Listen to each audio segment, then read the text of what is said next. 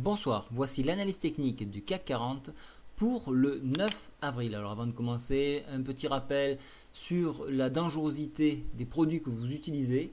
Connaissez bien leur mécanisme pour ne pas vous laisser prendre. Donc on passe sur le calendrier économique dans un premier temps.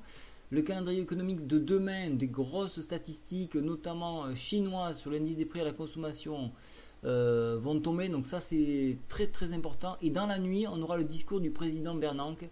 Donc que va-t-il décider? Planche à billets, pas planche à billets, ralentissement.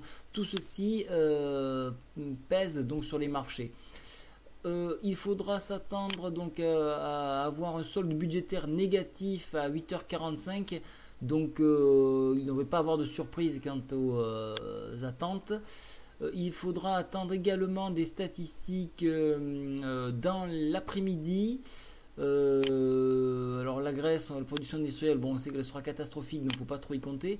Mais notamment sur le Redbook ici à 14h55 aux US, et surtout ici là l'indice d'optimisme des affaires NFIB, des PME. Voilà, c'est à peu près tout ce qu'il y a d'intéressant le soir. Après ça sera trop tard.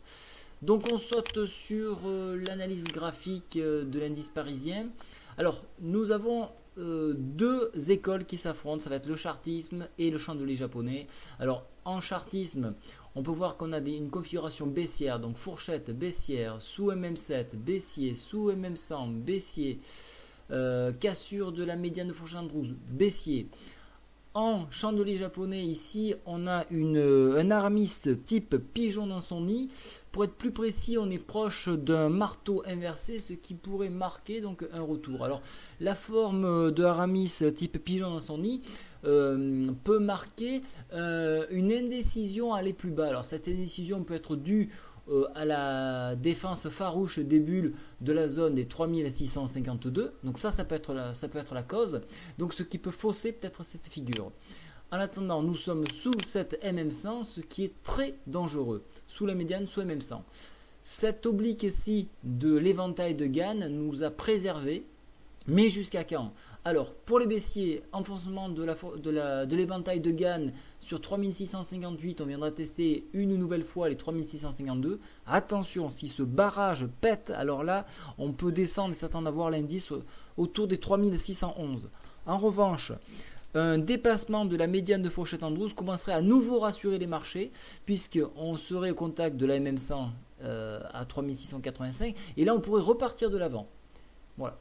Donc pour l'instant, pour mon cas, j'ai préféré alléger mes positions et attendre demain le discours du président de la Fed, voir un petit peu qu'est-ce qu'il va se dire pour pouvoir partir dans un sens ou dans l'autre. Au niveau des indicateurs, donc la MACD toujours baissière et on accentue son pouvoir baissier. Au niveau du stochastique, on repasse en zone de survente en journalier, donc attention à la surchauffe, mais l'orientation reste toujours négative. Au niveau du checking money flow, alors regardez bien, les bulles ont repris légèrement l'avantage, mais ce légèrement avantage n'est pas assez suffisant pour convaincre. Donc attention, ici on est vraiment sur une zone d'indécision en raison de ce support qui a été défendu. Voilà, donc je resterai plutôt neutre jusqu'à savoir ce que va dire Ben Bernanke. Voilà, je vous souhaite à tous une très bonne soirée. Je vous enverrai par newsletter des informations concernant certaines parités que j'ai repérées.